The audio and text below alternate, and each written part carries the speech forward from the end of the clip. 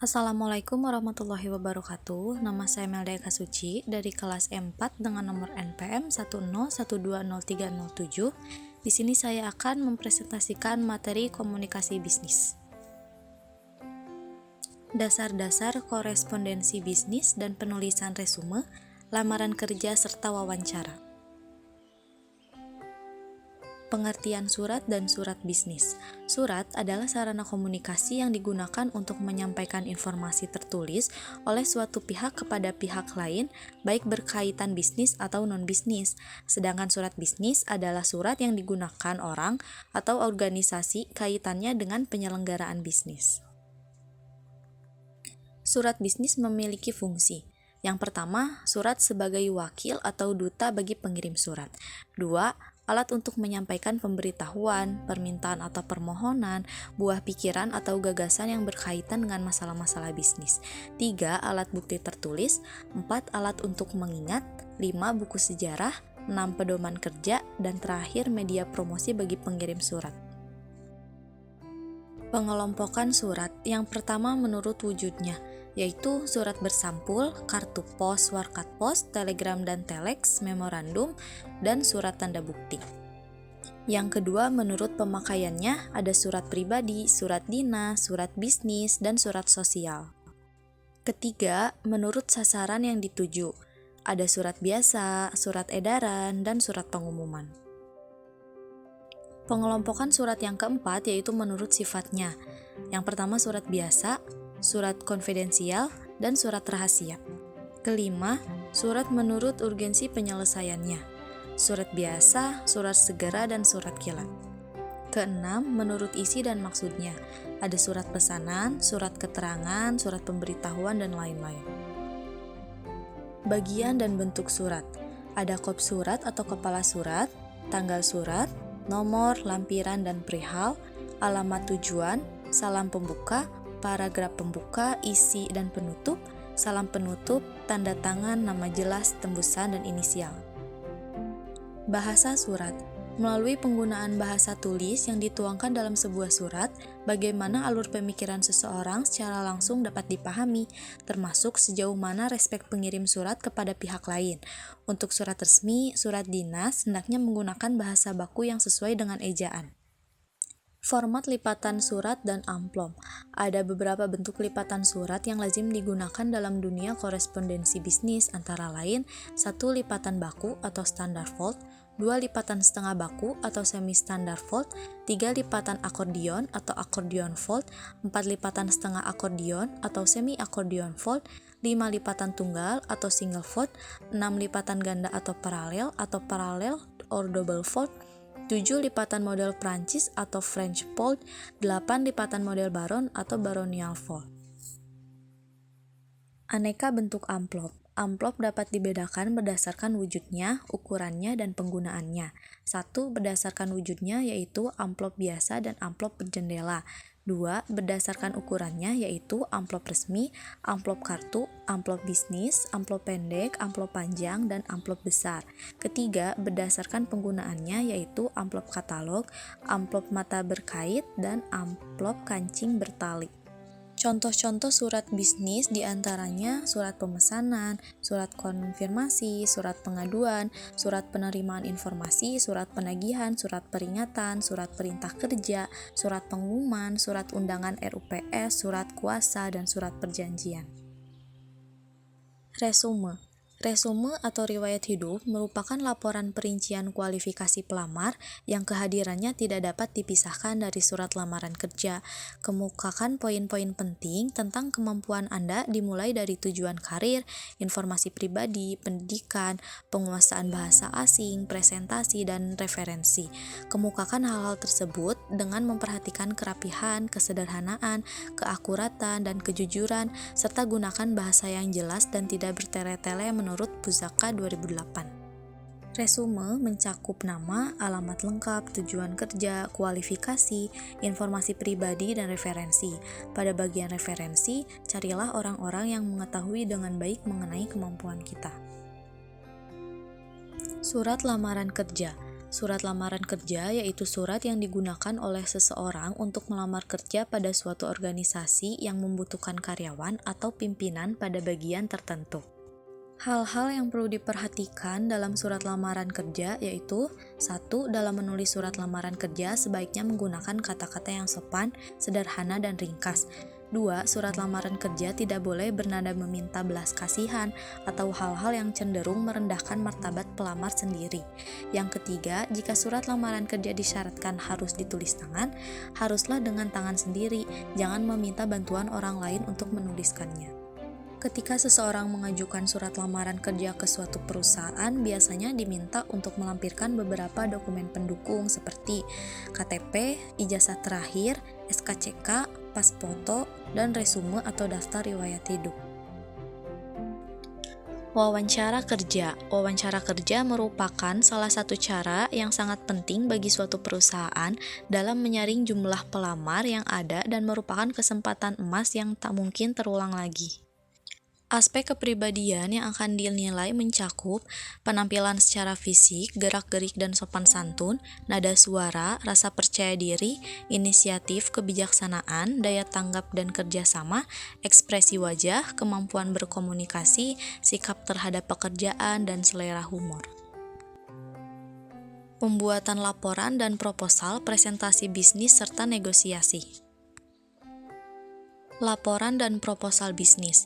Laporan adalah pesan yang disampaikan secara sistematis dan objek yang digunakan untuk menyampaikan informasi dari satu bagian organisasi kepada bagian lain atau lembaga lain untuk membantu mengambil keputusan memecahkan persoalan, menurut Hemstreet tahun 1983. Berdasarkan definisi atau pengertian di atas, kita dapat melihat karakteristik laporan sebagai berikut. 1. Laporan umumnya diminta oleh yang memiliki kewenangan lebih tinggi, artinya laporan tersebut ditunjukkan kepada atasan. 2. Laporan berjalan ke atas dalam struktur organisasi. 3. Laporan ditulis secara sistematis. 4. Laporan menekankan objektivitas. 5. Laporan disiapkan untuk khalayak yang terbatas. Format laporan. Dalam menentukan format dan panjang laporan, ada 3 hal yang perlu diperhatikan. 1. Apa yang ingin dilaporkan. 2. Urutan laporan bersifat langsung atau tidak langsung. 3. Mengikuti urut-urutan logis atau topik.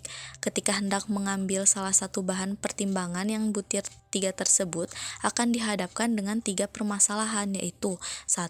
Informasi yang harus dituliskan dan tidak dituliskan. 2. Pendekatan psikologis, apakah yang terbaik untuk membaca tertentu dari laporan. 3. Metode subbagian, metode pembagian mana yang akan mungkin materi kita menjadi jelas dan meyakinkan pembaca laporan.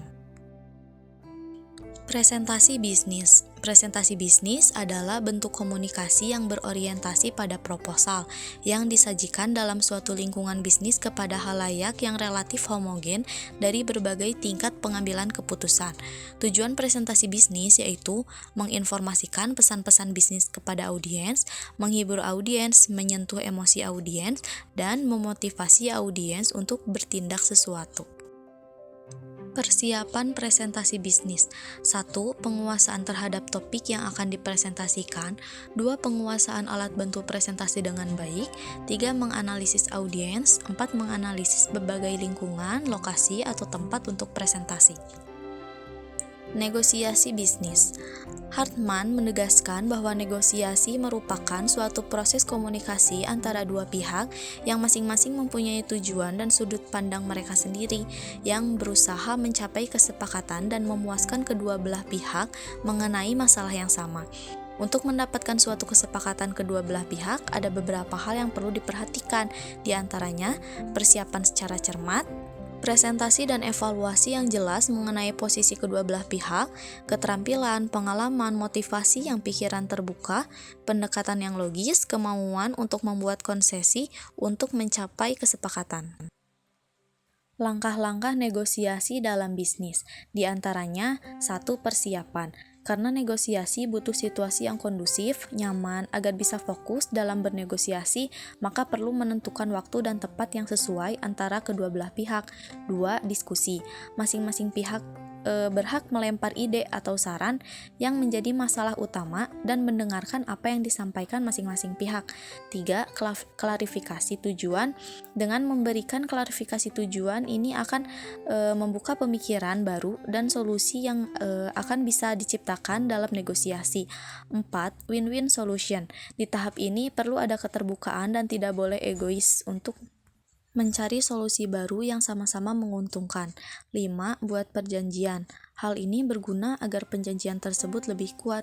Yang terakhir, 6. Merealisasikan hasil perjanjian.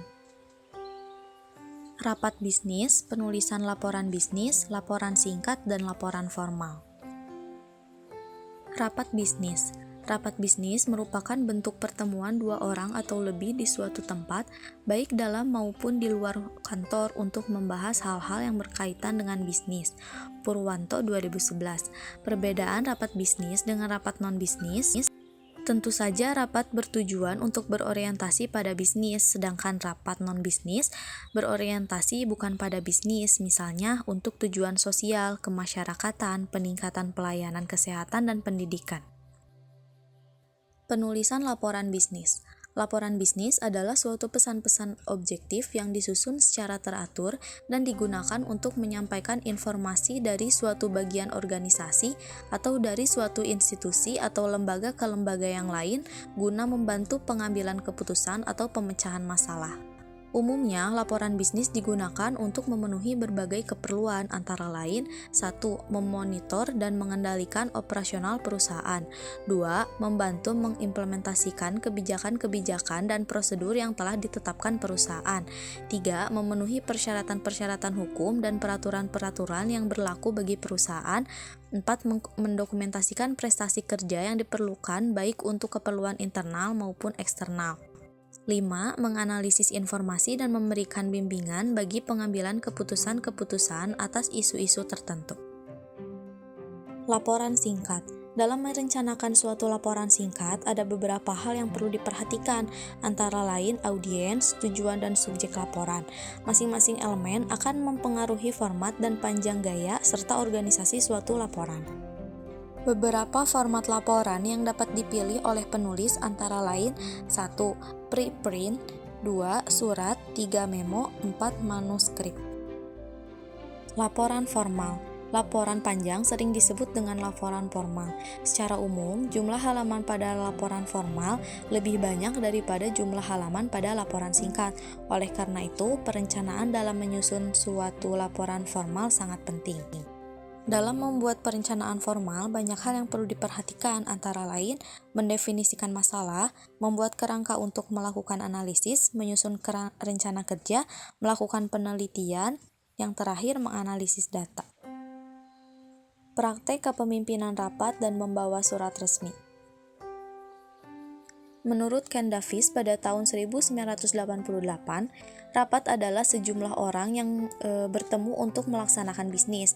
Adapun manfaat rapat yang efektif adalah sebagai berikut.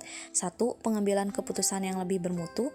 2. Kerelaan menerima keputusan yang diambil organisasi. 3. Keterikatan terhadap keputusan yang diambil. 4. Peningkatan status peserta rapat. Berdasarkan cara pelaksanaan rapat, jenis rapat kerja terbagi menjadi dua, yaitu yang satu formal, memiliki jadwal dan agenda yang pasti, yang kedua informal, tidak diatur oleh satu peraturan tertentu. Komunikasi dengan teknologi informasi. Teknologi informasi dapat didefinisikan sebagai teknologi yang melibatkan perkembangan, perawatan, dan penggunaan sistem komputer, perangkat lunak, dan jaringan untuk memproses dan mendistribusikan data. Teknologi informasi memiliki peran yang sangat penting dalam berbagai bidang, salah satunya dalam komunikasi bisnis. Menurut Crowdland, L. Bovee, dan John Vittil tahun 2008, dalam Business Communication Essential menyatakan bahwa teknologi informasi dalam komunikasi bisnis umumnya digunakan untuk berkomunikasi dengan konsumen. Penggunaan teknologi informasi komunikasi bisnis selengkapnya adalah sebagai berikut: otomasi kantor, berbagi informasi dengan karyawan, bertukar informasi, tetap terhubung dengan konsumen, kolega, dan penyuplai, menjalin kerjasama atau berkolaborasi, menciptakan dan mengembangkan produk dan jasa, menghemat biaya, memudahkan akses informasi dan komunikasi, berinteraksi dengan konsumen, membangun dan memelihara hubungan antara produsen dengan konsumen, pemasaran, mengelola inventaris, manajemen data, sistem informasi manajemen, keuntungan kompetitif, perbaikan proses, dan yang terakhir menghemat waktu. Penggunaan sosial media dalam komunikasi bisnis. Sosial media adalah sebuah media untuk bersosialisasi satu sama lain dan dilakukan secara online yang memungkinkan manusia untuk saling berinteraksi tanpa dibatasi ruang dan waktu. Klasifikasi dari media sosial yaitu 1. Proyek kolaborasi, 2. Konten, 3. Situs jaring sosial, 4.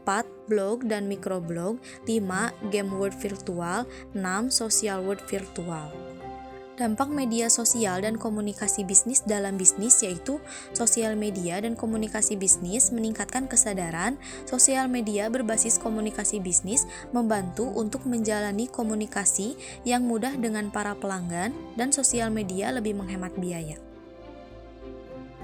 Sekian video presentasi yang saya buat. Semua materi yang saya presentasikan bersumber pada materi yang diberikan oleh dosen komunikasi bisnis semester 4. Terima kasih atas perhatiannya. Wassalamualaikum warahmatullahi wabarakatuh.